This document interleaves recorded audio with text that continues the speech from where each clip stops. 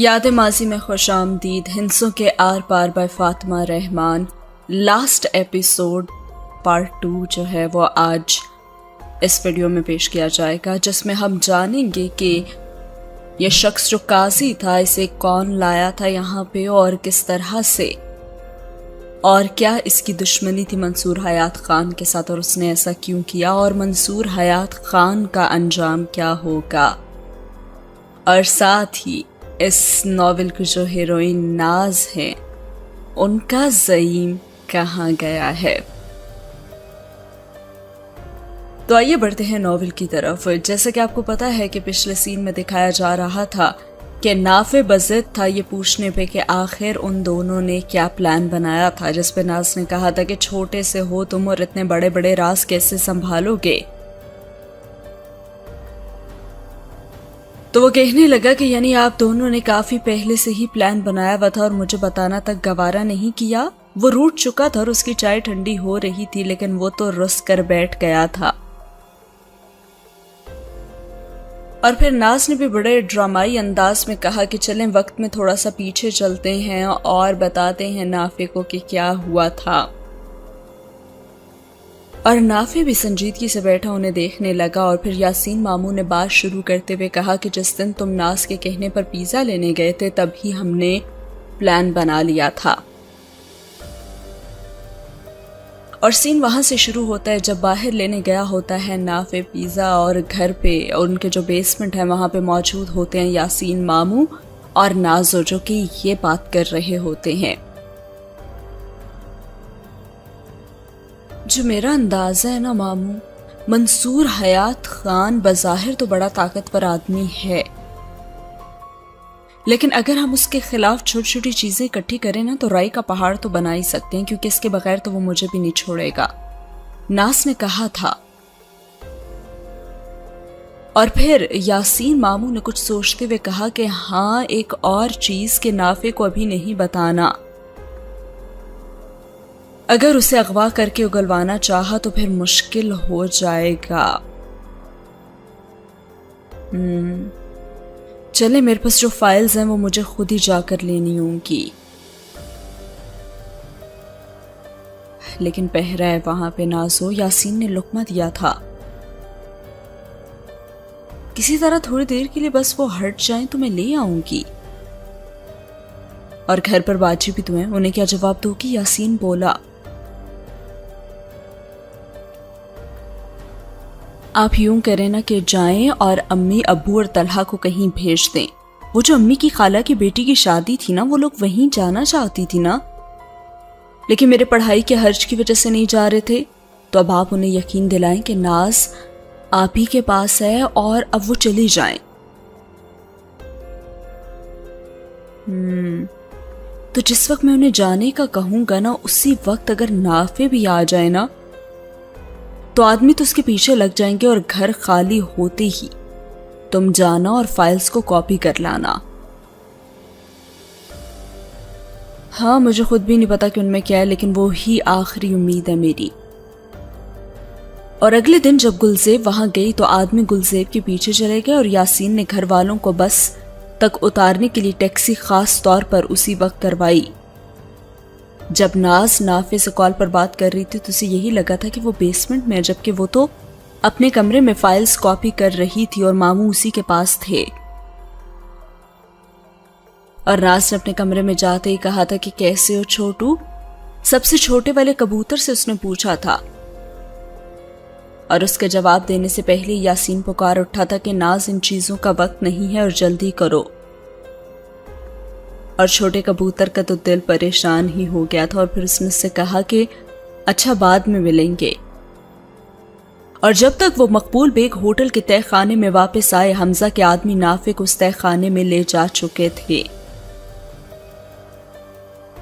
اسی دوران یاسین نے ایک سافٹ ویئر بنایا جو فائلز اندر ہی اندر کھاتا تھا، اور بظاہر یہ ایک سیکیورٹی سافٹ ویئر تھا، لیکن اصل میں اسے جب چالو کیا جاتا تو اندر سے ہی ڈیٹا ڈیلیٹ کر جاتا تھا. وہ یاسین نے اپنا ایک جونیئر بھیجا جو حمزہ کے ساتھ کام کرنے لگا. واسطے کوئی ہفتے بھر میں ہی حمزہ کے ساتھ تو لگا رہا، اور واسطے منصور حیات خان کی نظروں میں تھا۔ حمزہ کی بار بار کوئی نہ کوئی غلطی کرنے کے باعث وہ حیات کے سامنے نمبر بناتا رہا اور واسطی نے ہی منصور حیات خان کو بلیک آؤل یعنی کہ قاضی یعنی کہ یاسین کا بتایا تھا کہ یہ بہت مشہور سافٹ ویئر میکر ہے اور بس حالات کی وجہ سے ڈارک ویب پر کام کر رہا ہے۔ ڈارک ویب کی وجہ سے منصور حیات بھی مان گیا تھا کہ یہ تو اپنا ہی بندہ ہوا۔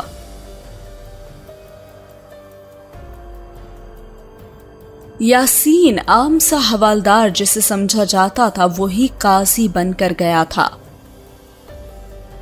اور جب نافع کو وہاں سے چھڑوا لیا گیا تو اس کے بعد جو بھی پلان میں چینجز ہوئیں ان کا حصہ نافع بھی تھا۔ قاضی جب وہاں سے واپس آیا تو انہوں نے بتایا کہ میں وہاں گیا تھا، سافٹ ویئر انسٹال ہو چکا ہے، سب کچھ کاپی بھی کر لیا ہے اور ابھی میں نے پروجیکٹر کا آئیڈیا منوانا ہے۔ یاسین نے جب یہ کہا تو نافع نے ان سے پوچھا کہ پروجیکٹر اس کا کیا کرنا ہے؟ تو ناز بولی تھی کہ ہمارا پلان یہی ہے کہ چھوٹی چھوٹی چیزیں جو ہم نے اکٹھی کی ہیں وہ سب اس کی تقریر کے دوران وہاں چلا دی جائیں۔ اور نافع نے بڑے پرجوش انداز میں پوچھا تھا کہ اچھا جو میرے چشمے سے بنائی تھی کلپ وہ بھی؟ نہیں، اس میں زیادہ کچھ نہیں ہے، وہ صرف منصور کو دکھانے کے لیے تھا کہ ہم بھی ہاتھ پر ہاتھ رکھ کر نہیں بیٹھے۔ اور ہاں، مجھے ایک اور چیز بھی ملی ہے، ایک عورت ہے، اس نے کسی زمانے میں منصور پر الزام لگایا تھا لیکن جلد ہی وہ منظر سے غائب ہو چکی تھی۔ کچھ آرٹیکلز ملے ہیں مجھے، اب اس عورت کو ڈھونڈنا ہوگا اور اس کا بیان بھی ہم ڈال سکتے ہیں، ناز نے بتایا تھا۔ اور کچھ جھجکتے ہوئے نافع نے ان سے پوچھا تھا کہ کیا یہ سب کافی ہوگا؟ اور لمحے بھر کو تو ناز اور یاسین چپ ہی کر گئے تھے، انہیں بھی یہ سب ناکافی لگ رہا تھا۔ اور پھر ناز ہی اٹھتے ہوئے بولی کہ ہم تو کوشش ہی کر سکتے ہیں، شاید کوئی کرپشن فائلز مل جائیں اس چپ سے۔ وہ کمپیوٹر چیئر پر بیٹھی سرسری انداز میں وہ فائلز دیکھ رہی تھی جو یاسین ماموں قاضی کے روپ میں وہاں سے کاپی کر کے لائے تھے۔ فائلز کھولتے بند کرتے اسے ایک فائل میں کچھ ایسا دکھ گیا تھا، بہت سے نمبرز کے ساتھ تصاویر محفوظ کر رکھی تھی۔ اس نے تصویر کھولنے سے پہلے وہ یو ایس بی اٹھائی جو وہ گھر سے لائی تھی اور لیپ ٹاپ پر یو ایس بی فائل کھول کر دیکھی تو نمبرز میچ کر گئے۔ اس نے ایک کے بعد ایک تصویر کھولی اور ہر عورت اور بچے کی تصویر کے ساتھ پیسے، تاریخ، ملک کا نام، کنٹینر نمبر اور اغوا کہاں سے اور کس وقت کیا گیا جیسی معلومات لکھی ہوئی تھیں۔ یعنی ان کے موبائل میں ایسا ڈیٹا سیو تھا جن عورتوں اور بچوں کو وہ لوگ بیچتے تھے پیسوں کے عوض، ان کی ساری ڈیٹیل، کب، کہاں، کون سا بچہ اور کتنے پیسوں میں بیچا گیا۔ تبھی منصور حیات خان اس کی بہت زیادہ حفاظت کرتا تھا کیونکہ اس میں اس کی ساری کرائم رپورٹس تھیں۔ ہرناز تو وہاں ساکت ہی بیٹھی رہ گئی اور بہت حیران تھی وہ یہ سب کچھ دیکھ کر۔ اس سے تو کچھ بولا بھی نہیں جا رہا تھا۔ تبھی یاسین نے اس کے ہاتھ سے ماؤس پکڑ کر ایک کے بعد ایک کئی تصاویر دیکھی اور پھر اس کے بعد تو تہہ خانے کے کسی نہ کسی کونے میں ان میں سے کوئی نہ کوئی ایک بیٹھ ہی گیا، ہر سوچوں میں ڈوب گیا۔ تبھی ناز بآواز سے بلند بڑبڑائی کہ اگر میں بھاگ نہ پاتی تو شاید میں بھی انہی میں سے ایک ہوتی ماموں، اور کسی کو پتہ بھی نہ چل پاتا کہ میں کہاں گئی تھی، آسمان کھا گیا یا پھر زمین نگل گئی، میں تو بس غائب ہو جاتی کسی شپ میں۔ اور اس کے بعد وہ پھوٹ پھوٹ کر رونے لگی تھی ان لڑکیوں کا انجام دیکھ کر جو ان کے ساتھ کیا گیا تھا۔ ناز بھی ان میں سے ایک ہو سکتی تھی۔ اور وہ رونے لگی تو یاسین نے اسے خود سے لگایا اور نافع پریشان سے انہیں بس دیکھتا رہا۔ نافع نے پہلی بار اسے یوں روتے ہوئے دیکھا تھا اور اس کا دل دکھا تھا، اس کے پاس کہنے کو کچھ نہیں تھا۔ ہم تو کسی کے لیے کچھ نہیں کر سکتے، ناز نافع منمنایا تھا اور ناز نے نفی میں سر ہلایا۔ اس وقت تو ہم خود پھنسے میں، اور میں نے منصور حیات خان کو اتنا خوفناک تصور نہیں کیا تھا۔ وہ کیسے؟ مطلب اس کے باپ کی جاگیر ہے کیا ہم؟ مطلب جس کے ساتھ جو کرنا چاہے وہ کر سکتا ہے، بیچ سکتا ہے؟ میں کیا کروں؟ خود کلامی کیسے انداز میں اس نے کہا تھا۔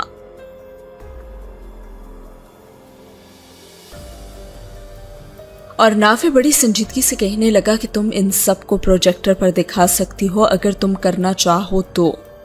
تم یہ سارے ریکارڈز آسان الفاظ میں پڑھنا، نافع ریکارڈ کر لے گا اور ماموں جان اسے اسکرین پر چلوا دیں گے، تمہارا چہرہ دھندلا کر۔ میں آواز تھوڑی سی بدل دوں گا، کسی کو کچھ پتا نہیں چلے گا۔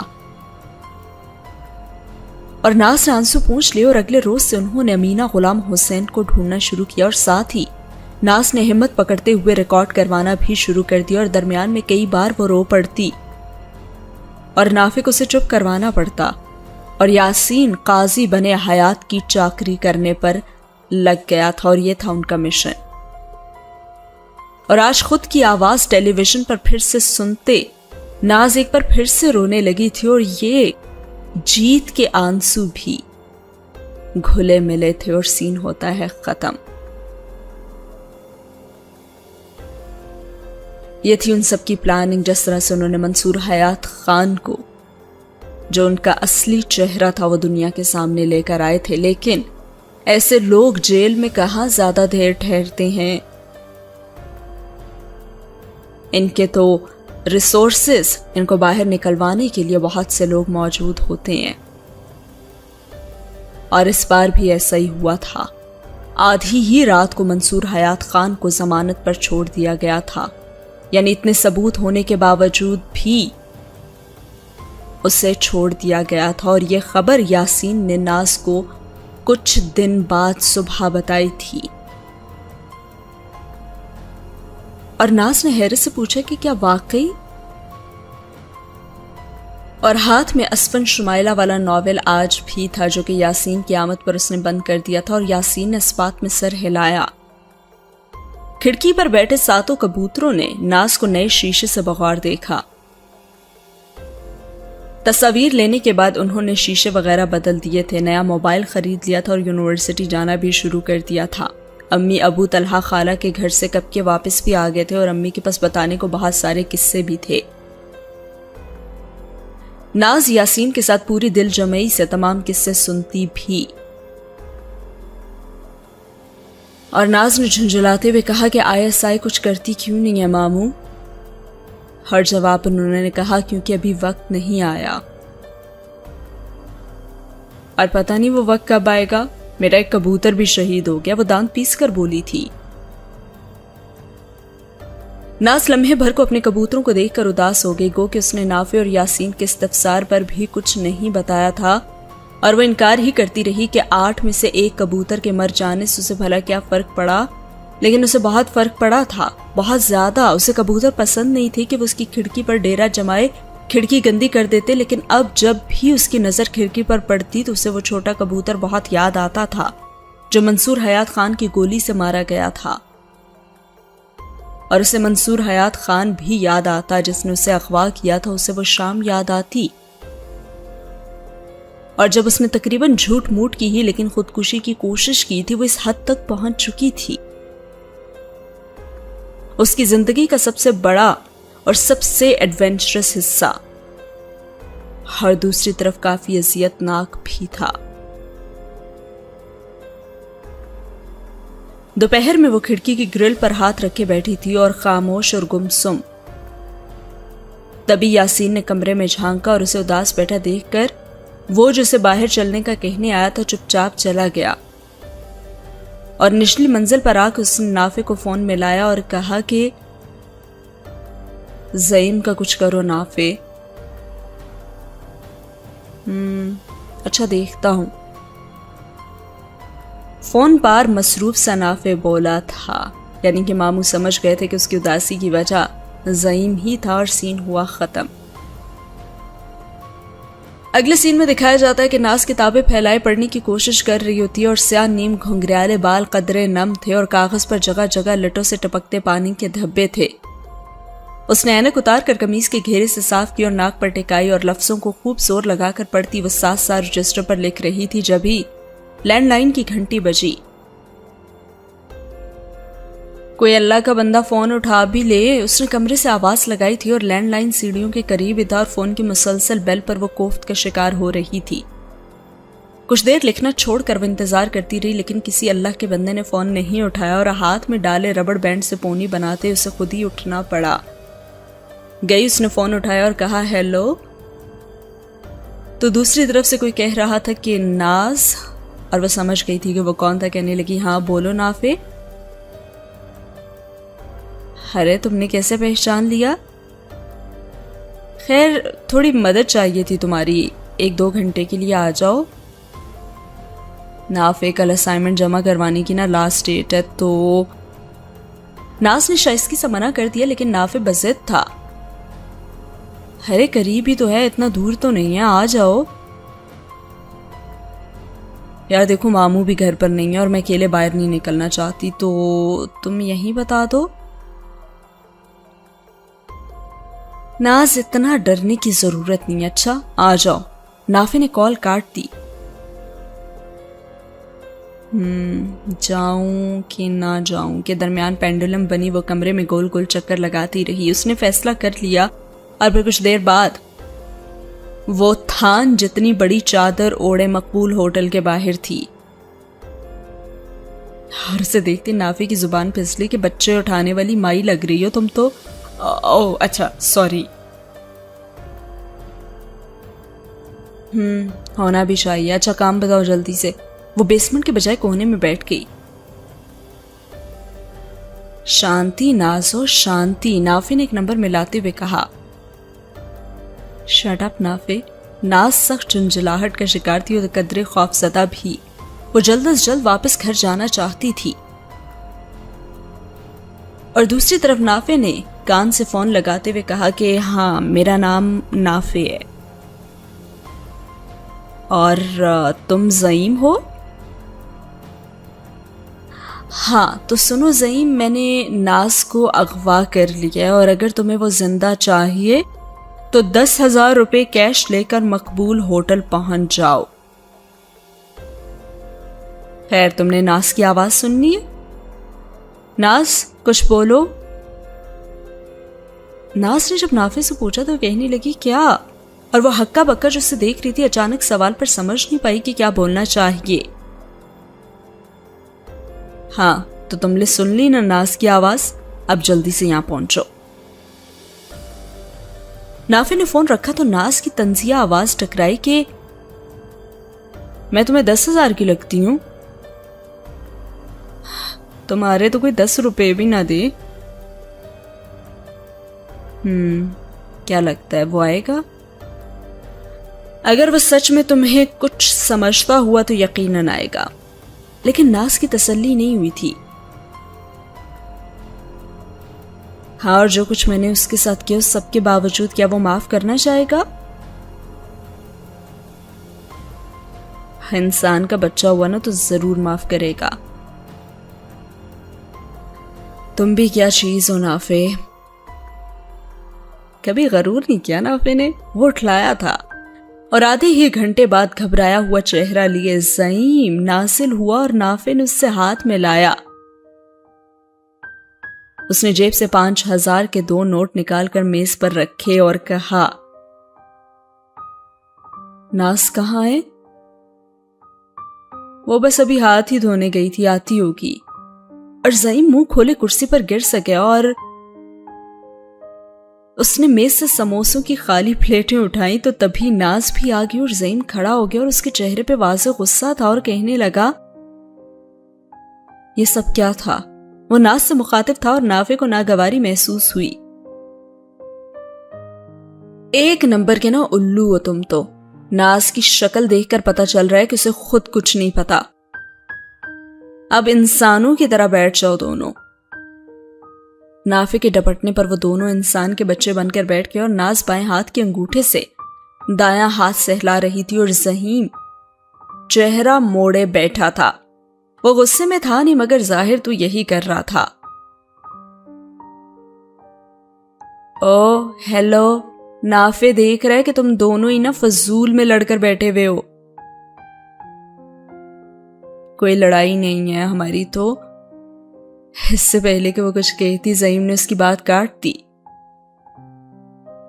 بجا فرمایا، لڑائی تو وہیں ہوتی ہے نا جہاں کی کوئی تعلق ہو، تم نے تو سب کچھ ہی توڑ دیا تھا۔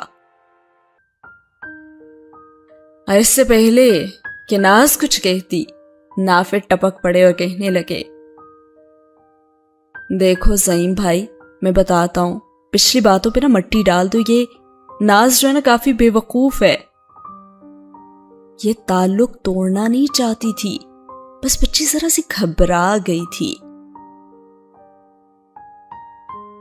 اور زعیم چونکا اور پوچھنے لگا، کیا سچ میں؟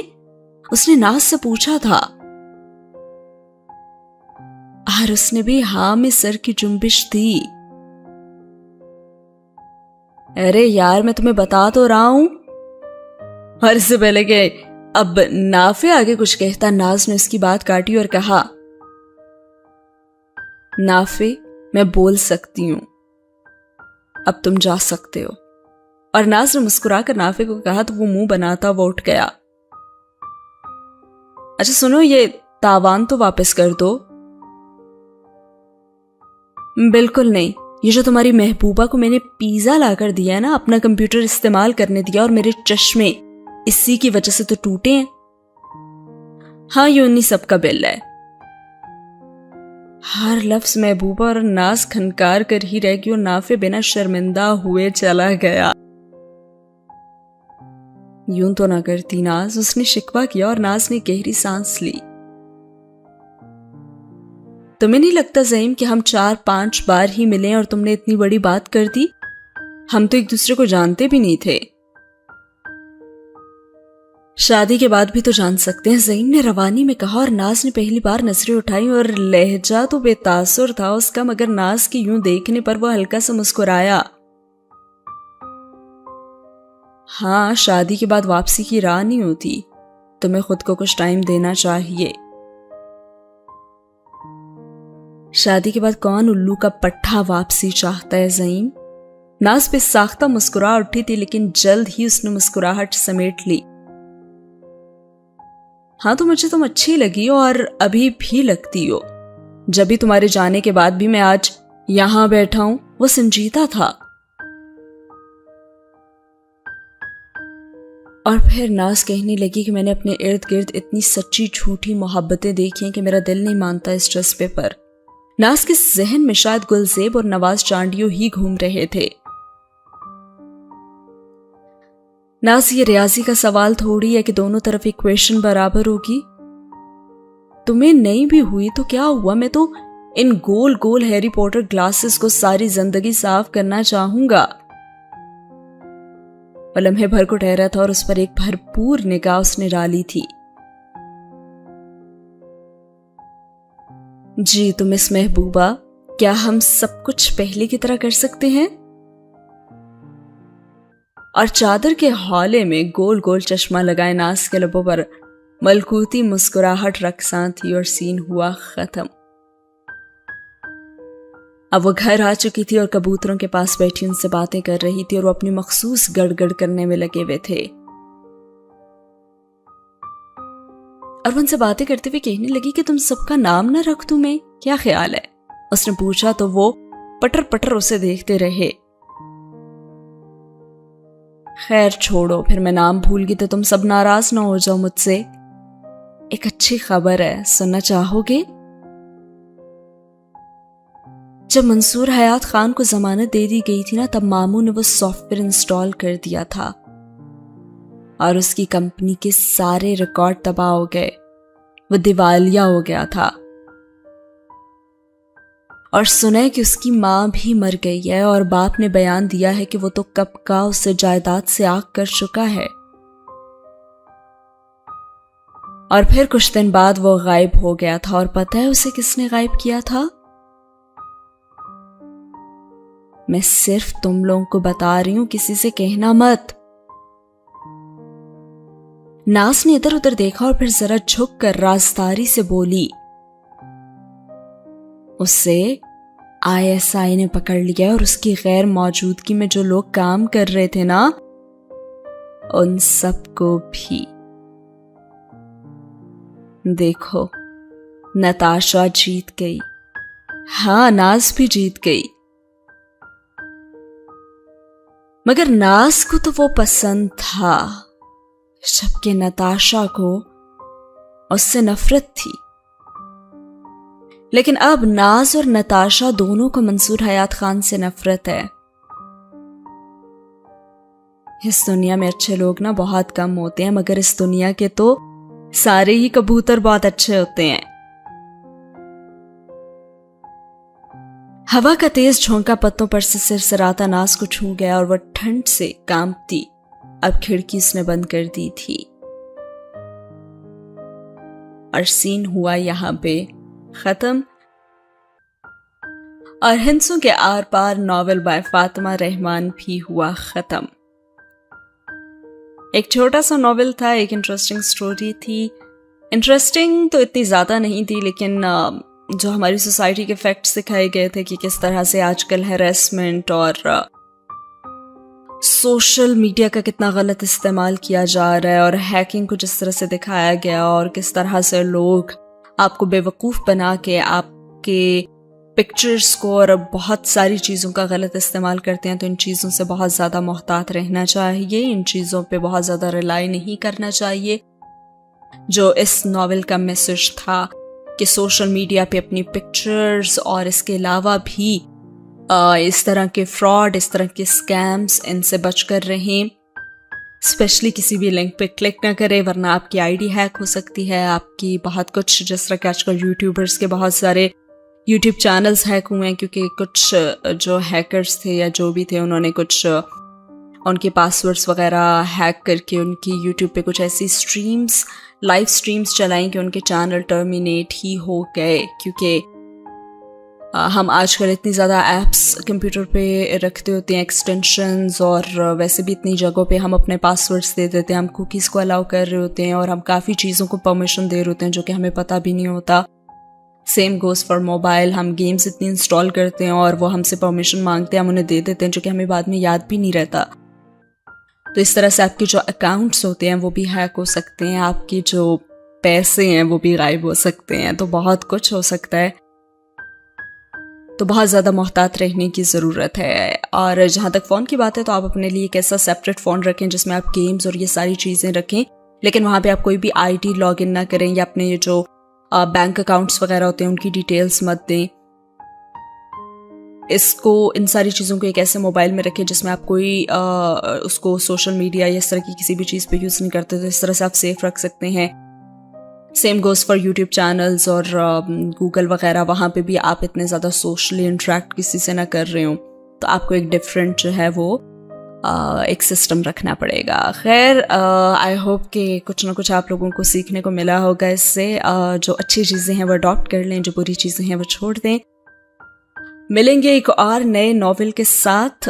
ज़रूर बताइएगा कमेंट सेक्शन में कि नेक्स्ट क्या स्टार्ट होना चाहिए। एक है मेरे माइंड में, आई होप सो कि वो मैं स्टार्ट करूँगी यहाँ पे, बहुत ही छोटा सा, बिल्कुल इसी की तरह। तो खैर, अगर अच्छा लगा है आपको कुछ और आप चाहते हैं कि मज़ीद इस तरह की वीडियोस आएँ, तो लाइक करना, चैनल को सब्सक्राइब करना बिल्कुल ना भूलिएगा। कमेंट में अपना फीडबैक भी ज़रूर दीजिएगा। अल्लाह हाफिज़।